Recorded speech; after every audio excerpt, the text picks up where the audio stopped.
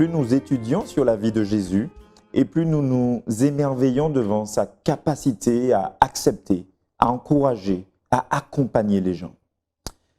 Mesdames et messieurs, bienvenue à chacun de nos amis, à vous, chers auditeurs, chers internautes, chers téléspectateurs. Et nous voici maintenant dans notre forum de partage autour de notre guide d'étude de la parole de Dieu, de la Bible.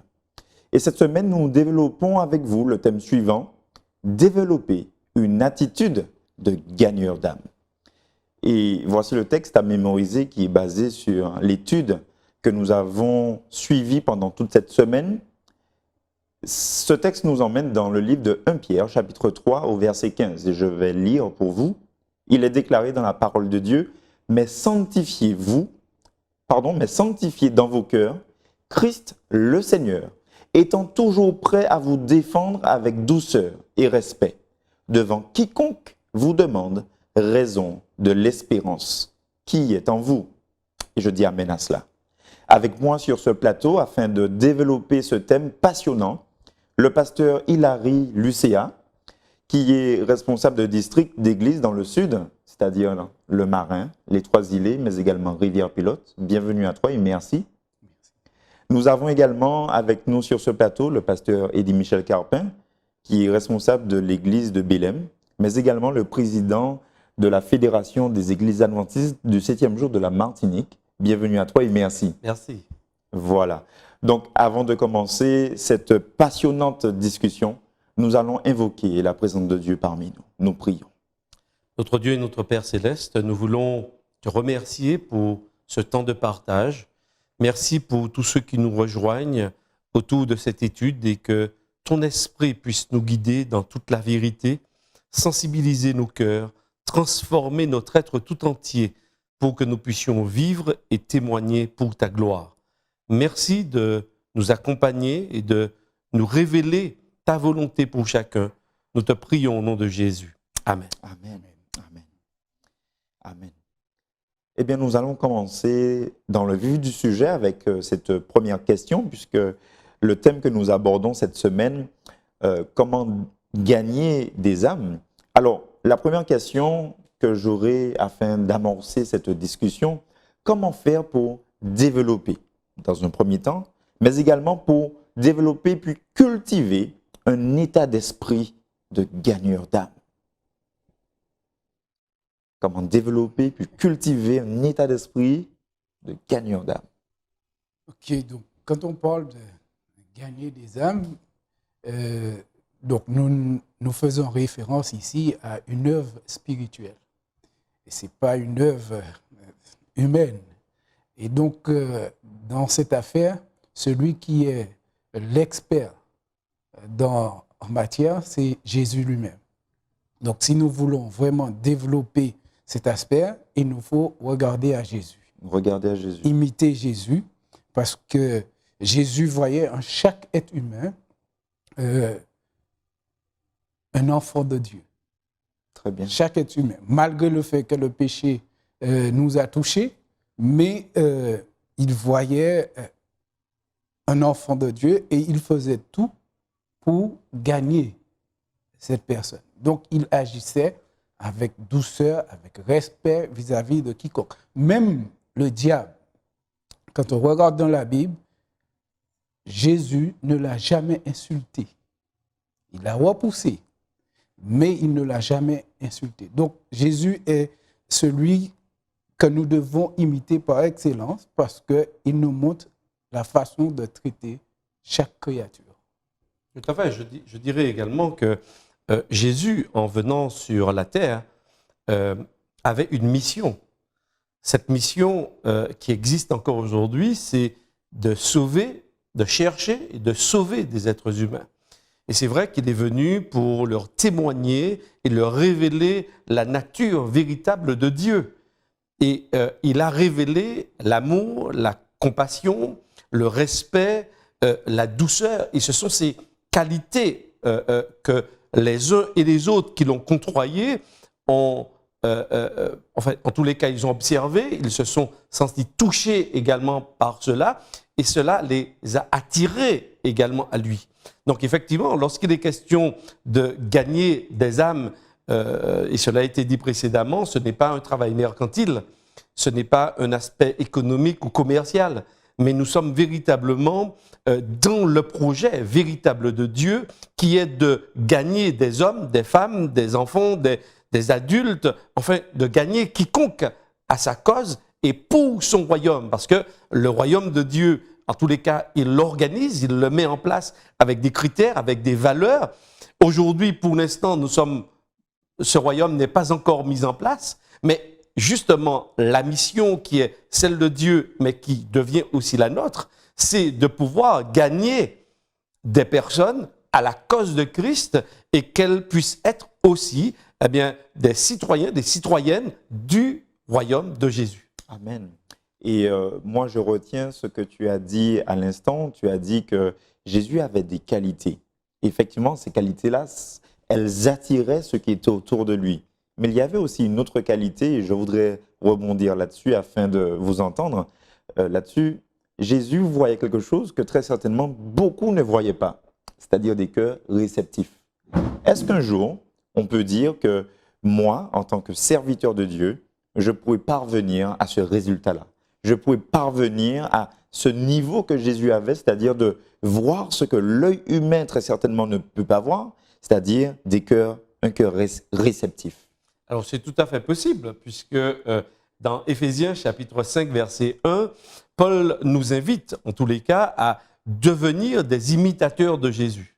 Imiter Dieu, dit-il, c'est un véritable défi.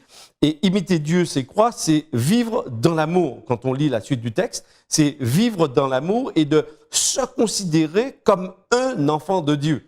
Donc je ne cherche pas à être un enfant de Dieu, mais je prends conscience de qui je suis. Cette prise de conscience, donc, doit me permettre, en tous les cas, de chercher à mieux connaître mon Père, qui est Dieu, et ce faisant, bien sûr, il me communique, puisque dans Galates chapitre 5, l'apôtre Paul dira que le fruit de l'action de Dieu en nous, c'est l'amour, la paix, la joie, la douceur. Donc, on voit que les caractéristiques, les valeurs, les traits de caractère même de Dieu, viennent s'ancrer, se façonner, se dessiner dans notre vie. C'est très intéressant parce que toutes ces choses-là, effectivement, sont énoncées par la parole de Dieu, par la Bible. Mais est-ce que ces choses-là, Pasteur Lucia, je ne sais pas, qu'est-ce que tu en penses?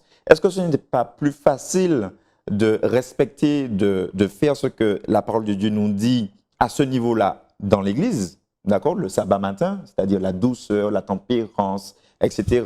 Est-ce que ce n'est pas plus facile de le faire quand c'est le jour du sabbat? Ou est-ce que pendant la semaine également, je peux y arriver? Est-ce que je peux y arriver quand je rigole? Est-ce que je peux y arriver quand je discute avec mes amis? Est-ce que je peux y arriver quand je vais faire, je ne sais pas, mes courses au supermarché, si je vais peut-être dans un supermarché pour telle ou telle raison, ou même à mon travail, avec mes camarades de classe, d'école? Est-ce que c'est vraiment réalisable pendant la semaine? Est-ce que ce n'est pas plus facile le jour du sabbat de se dire, eh bien, je suis un adventiste uniquement que le 7e jour? Je dois me rappeler que je ne vis pas pour moi. Je suis racheté par Dieu. Et le fait qu'il m'a racheté, je bénéficie de sa grâce, de son amour. Et je dois pouvoir, ou pas, parce que ce pouvoir n'est pas en moi-même, mais le désir de mon cœur, c'est d'être disciple. Et le disciple doit refléter le caractère de son maître. Je dois imiter le Christ. Donc, je ne peux pas vivre uniquement en pensant que c'est que le samedi, je suis chrétien. Je suis disciple tous les jours de la semaine. Et à la maison, parce que c'est là parfois que nous bronchons le plus. Quand nous sommes avec les autres, c'est plus facile pour nous de nous contrôler parce que nous nous rappelons c'est quelqu'un d'autre, etc. Mais quand nous arrivons à la maison, ce sont des gens, nous sommes habitués avec ces personnes et donc on a tendance à se relâcher, à se laisser aller, à dire des choses. Mais les enfants prennent note de cela. Et donc, nous devons être attentifs à cela. Donc, même à la maison, parce que parfois, on est comme un agneau à l'extérieur et comme un lion à l'intérieur. Et donc, personnellement, je ne dis ça pas en regardant ou en pensant à d'autres. Parce que même moi-même, je dois faire l'effort constamment. Parce que quand on sort, parfois on subit des pressions à l'extérieur, etc. Et quand on arrive avec toute cette pression, si on ne sait pas comment rentrer et laisser la pression à l'extérieur, on risque de l'exploser sur ceux qui sont à l'intérieur. D'accord? Donc, on doit pouvoir contrôler tout cela et nous soumettre à Dieu pour qu'il nous guide, nous aide et nous communique la force de refléter son caractère. D'accord. D'ailleurs, l'apôtre Paul dira dans l'Épître aux Romains que c'est Dieu qui produit en nous. Ça veut dire que le style de vie de Dieu, celui qu'il réclame de ses enfants, n'est pas quelque chose que j'adopte de façon extérieure, mais c'est quelque chose qui me vient de l'intérieur. Et c'est vrai que ce qu'il y a de particulier dans la religion chrétienne, c'est qu'il s'agit d'une rencontre. C'est une question de relation premièrement. Et plus on admire celui qu'on apprend à découvrir et à aimer, qui est Jésus, et plus effectivement il y a une réciprocité qui se fait dans la relation, et sa vie même vient s'implanter et être en nous. Parce qu'il ne s'agit pas d'avoir des comportements ou de bons comportements. Ça, on peut se prendre sur soi, avoir une bonne éducation et puis avoir de bons comportements. Il ne s'agit pas d'avoir, il s'agit d'être. D'être et de vivre pleinement selon et sous l'égide justement de l'Esprit de Dieu qui va nous façonner et qui va développer en nous les caractéristiques et le caractère de Dieu. Et ça, c'est extrêmement important parce que ça ne deviendra pas quelque chose de lourd, de pénible à porter, où on est constamment sur ses gardes, on est figé. D'ailleurs, ça nous empêche de vivre parce qu'on devient austère, parce qu'on subit en fait la relation. Alors que quand moi je lis le texte biblique, je lis les évangiles et même l'Ancien Testament, Dieu propose une vraie une relation fondée sur l'amour, une relation fondée sur le pardon, une relation fondée sur le respect mutuel, parce que Dieu fondamentalement nous respecte en tant qu'individus et il souhaite que nous puissions développer justement cette relation dans tous les aspects de notre existence. Donc, ce qui veut dire que plus je vais développer cette relation, et plus, en fait, d'après ce le que caractère tu dis, de plus Dieu je va serai se proche de ce Dieu, oui. et plus il pourra m'instruire, plus, donc, quand il va m'instruire, donc je pourrai mieux lui ressembler. Oui, ça. Parce que, par exemple, pour les jeunes qui nous écoutent, et même les adultes, les jeunes ont souvent, ça arrive surtout chez les jeunes, des idoles, des personnages, des stars.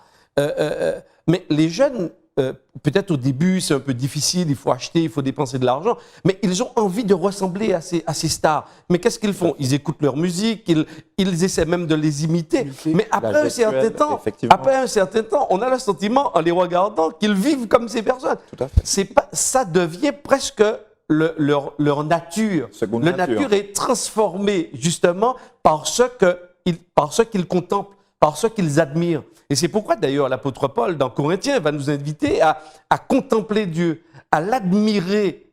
Et plus on va le contempler, plus nous serons transformés. D'ailleurs le texte lui-même le dit, vous serez transformés en la même image, de gloire en gloire. Donc effectivement, il ne faut pas voir cela comme étant des choses, on va prendre un cahier, on va noter, on va apprendre par cœur et puis on va essayer de reproduire.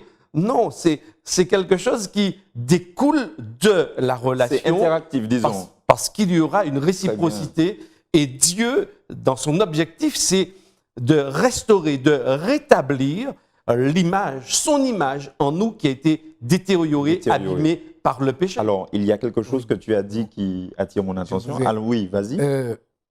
Ésaïe nous donne un exemple de cela, comment on peut arriver, parce que de nous-mêmes, ce n'est pas facile. Parce que c'est l'Esprit de Dieu qui doit nous conduire. Et dans Ésaïe 50, verset 4, nous voyons ce texte qui dit « Le Seigneur, l'Éternel, m'a donné une langue exercée pour que je sache soutenir par la parole celui qui est abattu.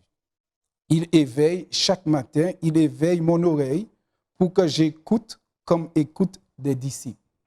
Donc, lorsque je suis dans cette relation avec le Seigneur, comme Eddie Michel a souligné, ce n'est pas une chose que je dois m'efforcer à faire pour témoigner.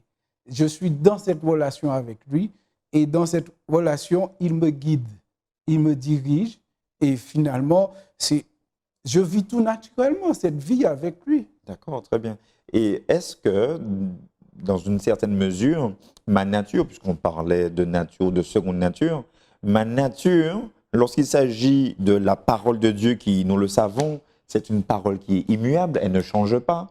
Elle est la même hier, aujourd'hui, éternellement, parce que notre Dieu est éternel également. Est-ce que mon attitude, ma nature qui est pécheresse, qui est humaine, est-ce qu'elle peut avoir une influence sur mon témoignage? Est-ce que ceux qui sont autour de moi peuvent être influencés positivement ou alors négativement sur ma manière dont je vais justement être en relation avec eux? Ah, bien sûr, Parce que Jésus avait une manière d'être en relation avec les autres et il avait une influence. Est-ce que moi également, avec mon attitude, c'est-à-dire que je fasse le bien ou le mal autour de moi, est-ce que je pourrais quand même avoir une influence sur ceux qui sont autour de moi, justement? Alors, le premier élément, c'est de comprendre que nous ne sommes pas isolés sur la planète Terre. C'est-à-dire, je ne vis pas tout seul sur une île et puis je n'ai aucun impact et aucune influence. Nous sommes dans des sociétés, qui dit société dit interaction, et de fait, nous avons un impact, bon ou mauvais, sur les autres. Maintenant, effectivement, par rapport au thème qui est le nôtre, j'ai besoin de comprendre que mes faits et gestes sont lus et décodés par les autres. Mais je suis censé être, en tous les cas en tant que disciple de Jésus, ami de Jésus, je suis censé refléter ce que je prêche peut-être avec des mots.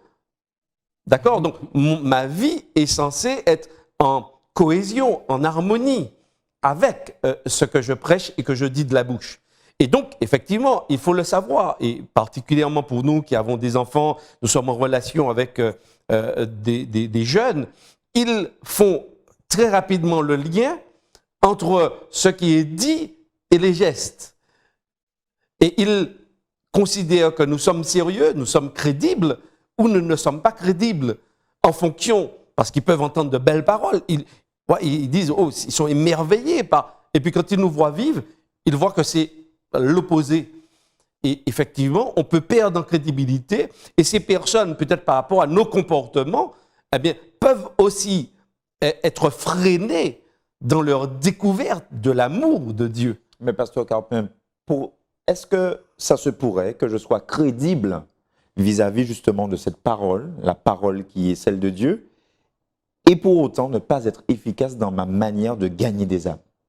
Se pourrait-il que je sois crédible et en même temps ne pas justement être ce gagneur d'âme que le Seigneur voudrait que je sois? Alors là, c'est vraiment pour pousser la réflexion, hein? Donc on est là pour échanger. Alors, oui, je dirais qu'on peut être crédible, mais le nombre d'âmes gagnées, ce n'est pas à moi.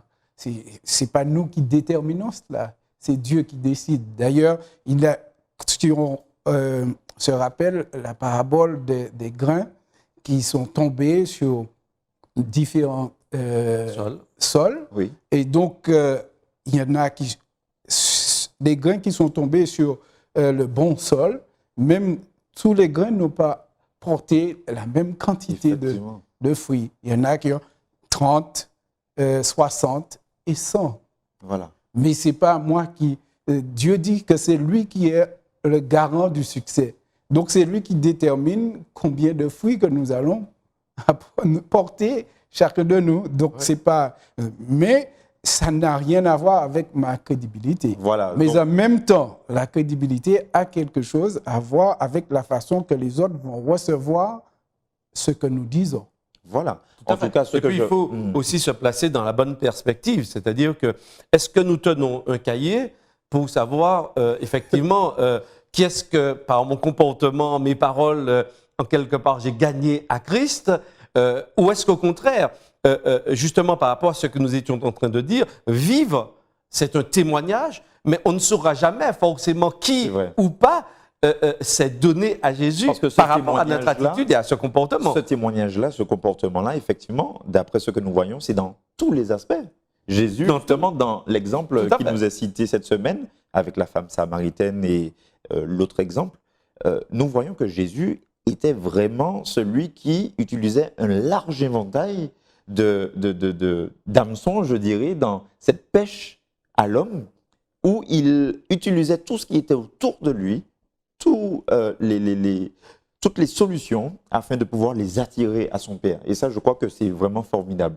Tout à fait. Oui. Maintenant, par rapport, juste pour conclure un peu les propos que je tenais il y a quelques instants, c'est-à-dire qu'il faut bien comprendre que ce n'est pas parce que je vais faire une action ponctuelle, publique, qui peut-être va visiblement montrer que des personnes changent de direction, se donnent au Seigneur, et puis je vais dire, OK, j'ai gagné 6, j'ai gagné 20, j'ai gagné 30, et puis en quelque part, je suis orgueilleux, je m'enorgueillis par rapport à cela. Je crois qu'il faut être très vigilant, parce que peut-être que derrière, je peux avoir un comportement après cela qui va en détruire 50 et 100. Exactement. Donc, la comptabilité, si je regarde ça, elle est négative. Parce que si j'en ai gagné 6 et par mon comportement non verbal, d'accord, j'en ai perdu 10, en quelque part, je suis un compte négatif de moins 4. Voilà. D'accord? Donc, c'est il faut être très vigilant par rapport à cela.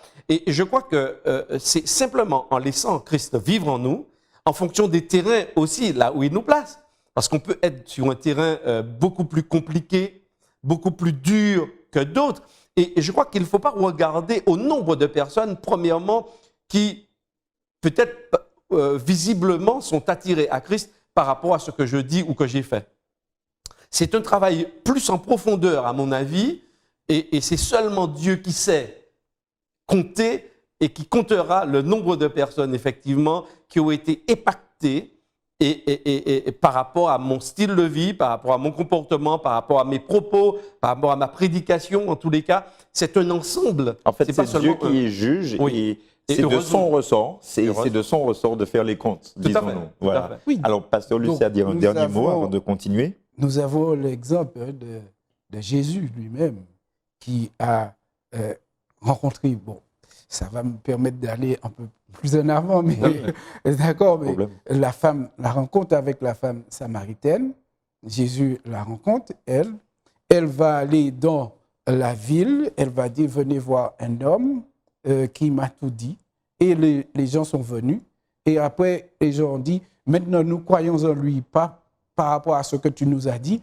mais nous l'avons entendu nous-mêmes. Après, dans Actes, on nous dit que Philippe est allé à Samarie, et il a prêché, et beaucoup ont accepté. Jésus dit aux disciples, je vous envoie dans des champs où d'autres ont semé, et vous allez récolter. Donc, en matière de l'évangile, nous ne pouvons pas dire que c'est mon œuvre. C'est vrai qu'on peut prêcher à un instant T et voir beaucoup de gens accepter Jésus comme leur Seigneur et Sauveur. Mais qui est-ce qui a fait un travail avant cela? On ne sait pas. On ne sait pas, effectivement. On ne sait pas. Mais c'est vrai que nous sommes invités à avoir cet esprit de Jésus de vouloir gagner pour son royaume. Et je crois que si chaque croyant sur la planète Terre, sur chaque chrétien sur la planète Terre a cette philosophie, a cette pensée comme Jésus de pouvoir gagner. Par exemple, il arrive tout à l'heure citer le cas de la Samarie. Mais c'est vrai que pour les Juifs, et comme peut-être pour nous aussi dans d'autres contextes, mais ça aurait été extrêmement inopportun de passer à la Samarie, de passer par la Samarie. Mais Jésus dit non. Même si pour les hommes autour de lui, il ne voit pas l'opportunité d'y aller, mais il a un objectif.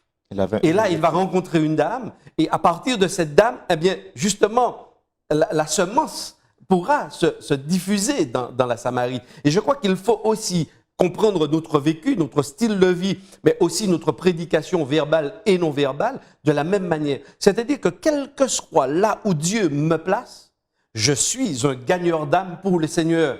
Alors, que se passerait-il admettons que vous soyez dans la configuration de l'une de vos églises et que vous arriviez à constater que dans le cœur de chacun de vos membres, eh bien, il y a de l'amour qui en déborde, il y a de l'affection, il y a de la douceur, il y a de la compassion en abondance. Que se passerait-il dans une telle église avec autant de membres, de frères et sœurs qui s'aiment, qui s'apprécient, qui ressemblent au Seigneur d'une manière fidèle et indéfaillible? Que se passerait-il dans une telle communauté? Est-ce que... Enfin, je vous donne la parole. Je Que se dirais passerait-il? que l'évangile est déjà prêché. D'accord. Parce que l'évangile, c'est vrai, il y a un aspect verbal, mais il y a aussi un aspect non verbal. Donc, si on arrive et on trouve la communauté, d'ailleurs, je fais un travail comme cela avec quelques communautés, je leur dis que ce n'est pas la prédication de l'évangile qui a un problème. Le problème, c'est notre comportement. Parce que les gens entendent l'évangile, Tout à fait. mais le plus souvent, parfois, ils nous pointent du doigt.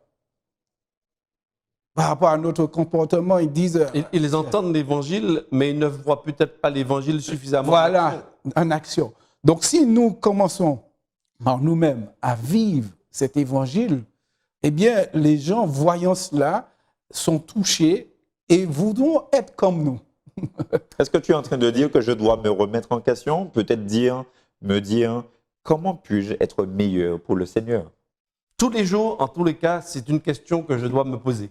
Tous les jours? Oui, est-ce que je suis celui que Dieu veut que je sois aujourd'hui, avec les traits de caractère qui lui appartiennent? Mais ça implique beaucoup, parce que ce qui veut dire que si chaque matin je me pose la question, peut-être que c'est mon attitude qui sera remise en question.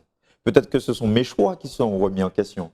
Peut-être que c'est ma manière de parler avec mes camarades qui sera remise en question. Alors justement, Kendi, est-ce que ce n'est pas l'objectif justement de Dieu que de me remettre justement en question tous les jours et de ne pas fonctionner sur des acquis ou ce que je pense déjà avoir obtenu? Non, je crois que quelle que soit la situation, quel que soit le nombre d'années dans notre pratique religieuse, je crois que Dieu m'invite constamment et tous les jours à me remettre en question. D'ailleurs, l'apôtre Paul dans Éphésiens 4 va insister, va inviter les Éphésiens à vivre dignement par rapport au message. Ce message, c'est un message de salut, c'est un message extraordinaire parce que le message, c'est Jésus. Jésus qui vient sauver, qui aime des pécheurs et qui vient les sauver, leur lancer une bouée de sauvetage pour les ramener à un plan merveilleux d'amour. Eh bien, il nous dit, mais ce message est trop important pour que notre vie ne soit pas en harmonie avec ce message. Et comme je le disais précédemment, ce n'est même pas de notre fait de vivre le message.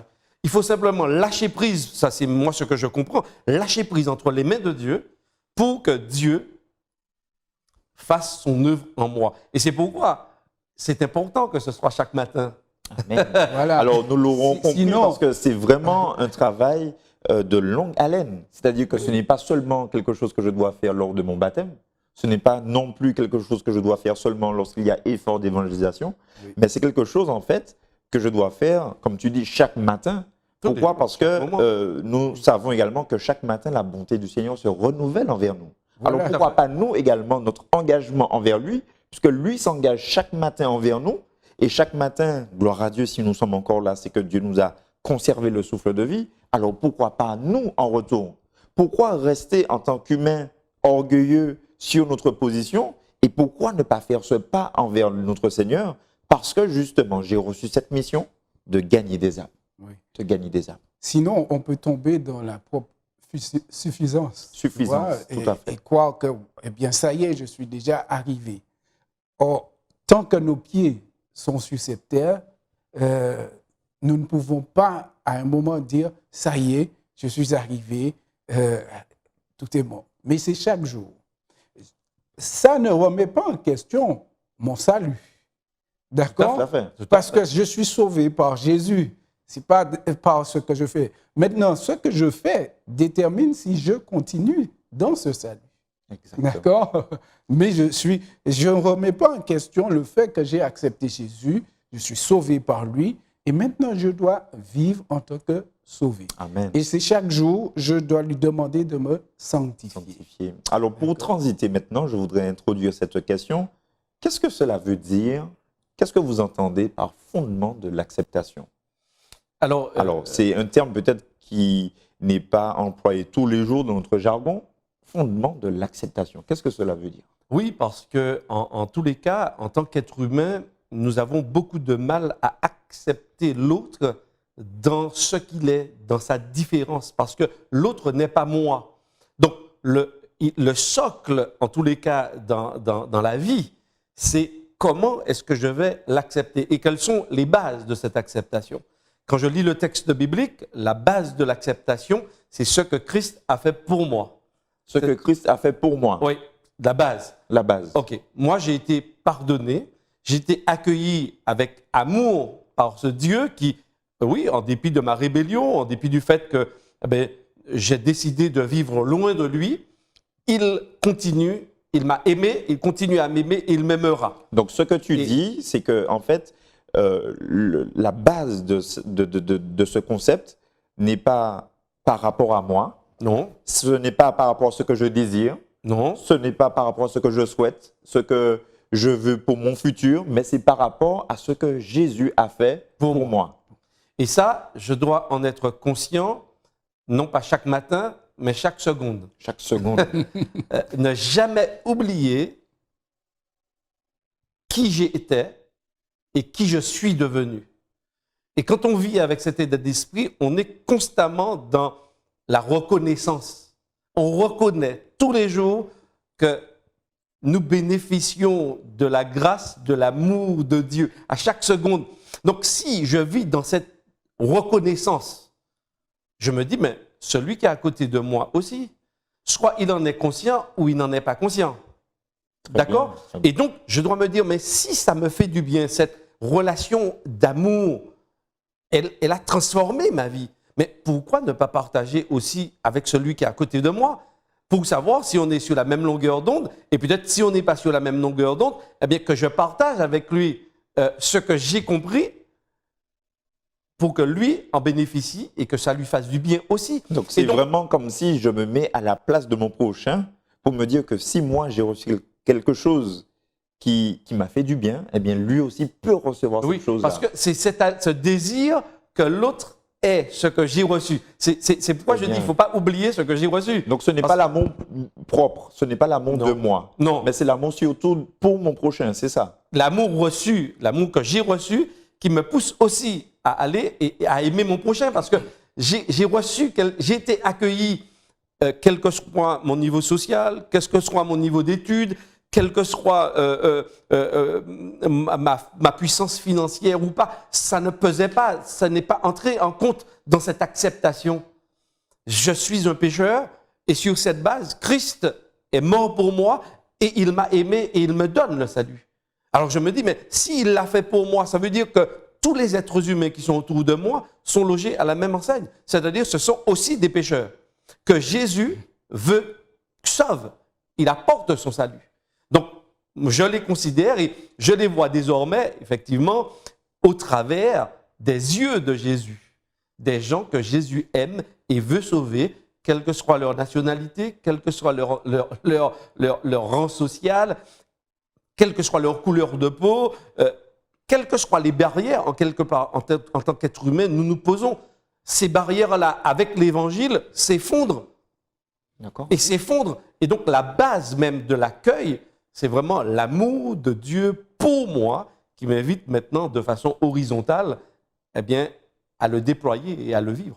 Alors, oui, Pasteur Lucia, penses-tu qu'il... Oui, vas-y. Nous avons deux textes qui confirment cela. C'est Romains chapitre 15, verset 7, qui nous dit « Accueillez-vous donc les uns les autres comme Christ vous a accueillis. » Tout à fait.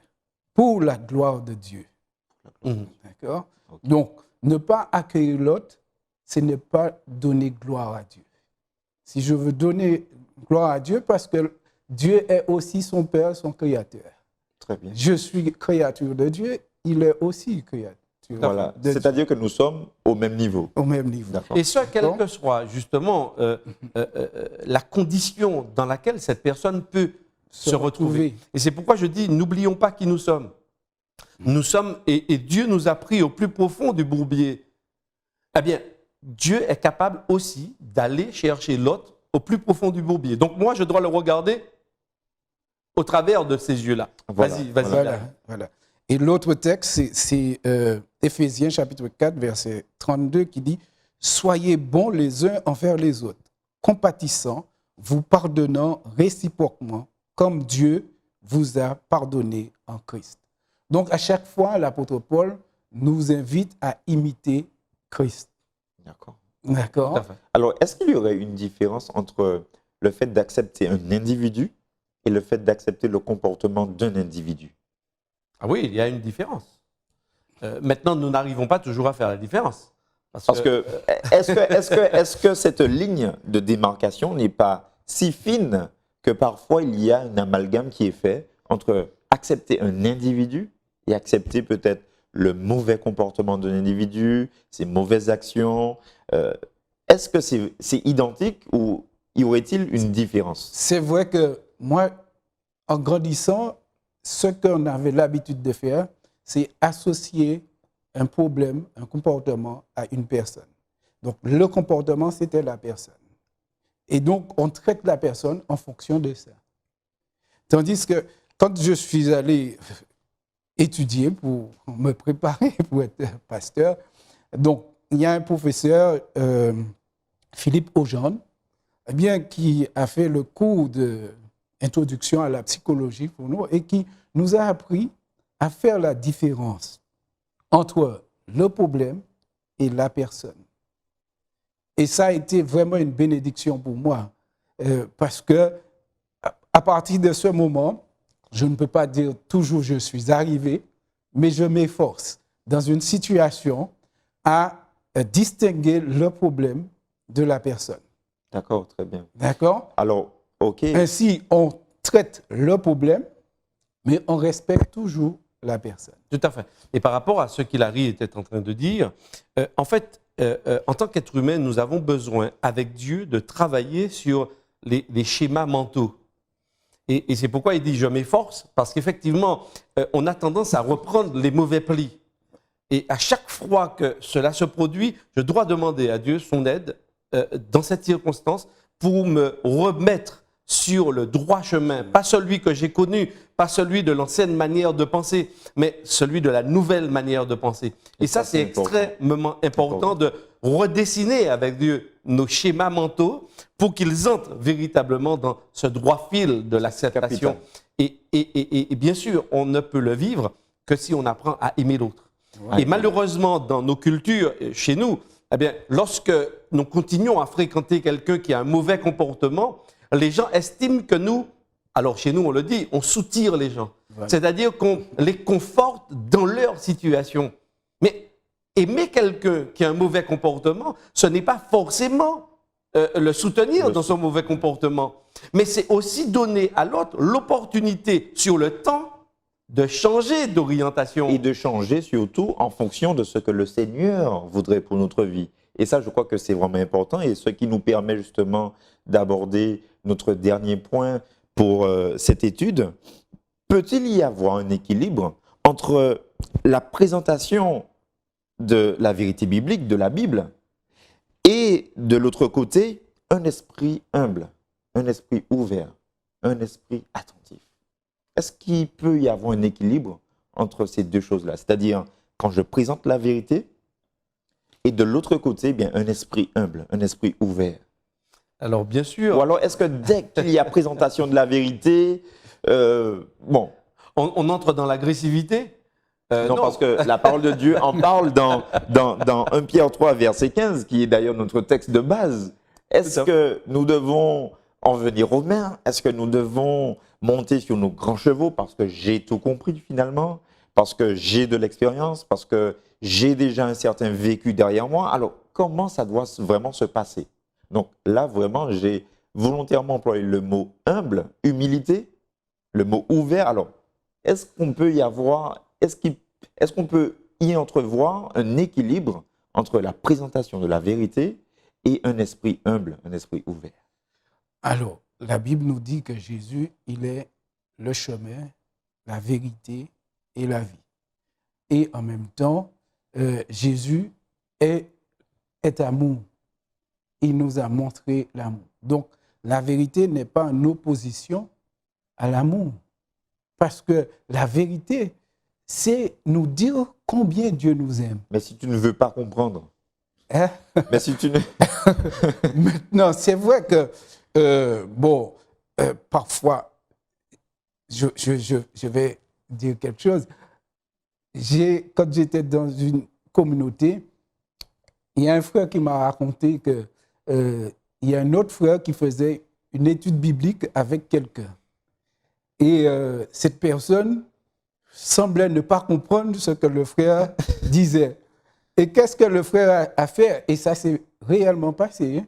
D'accord. Il a donné un coup de poing dans le front. Il dit, comment on peut pas comprendre? Et l'autre a accepté finalement. Et il a été baptisé. Alors, il a accepté par peur. Mais c'était là la question.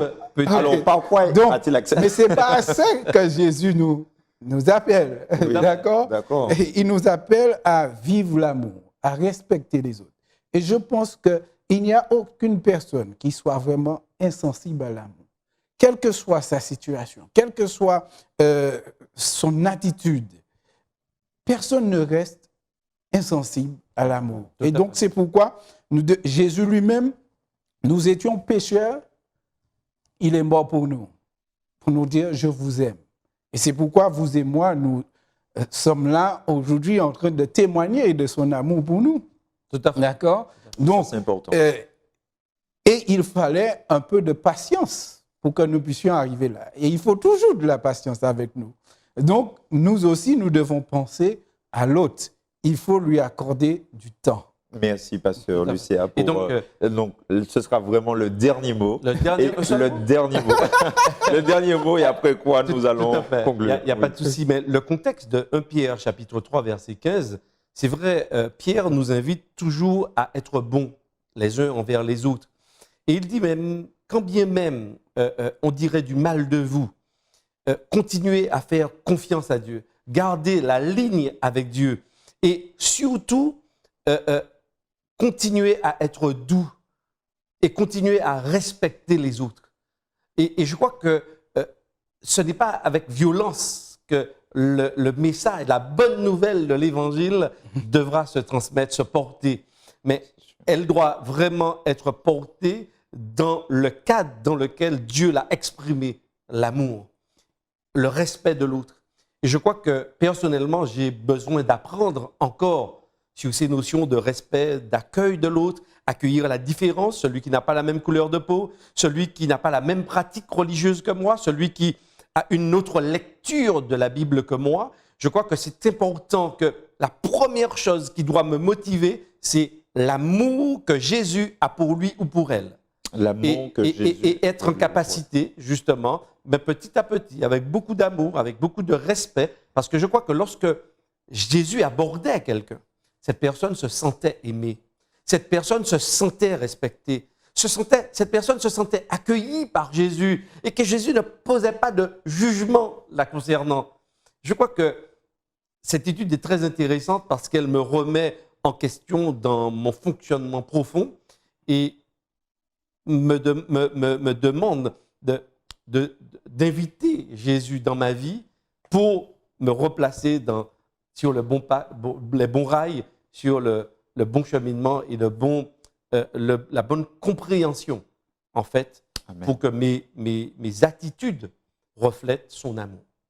Amen. Se remettre en question et inviter Jésus à demeurer dans nos vies, c'est là vraiment notre désir pour nous, ici sur ce plateau, mais également pour chacun de nos frères et sœurs, de nos amis, de nos téléspectateurs, de nos auditeurs, de nos internautes qui nous suivent.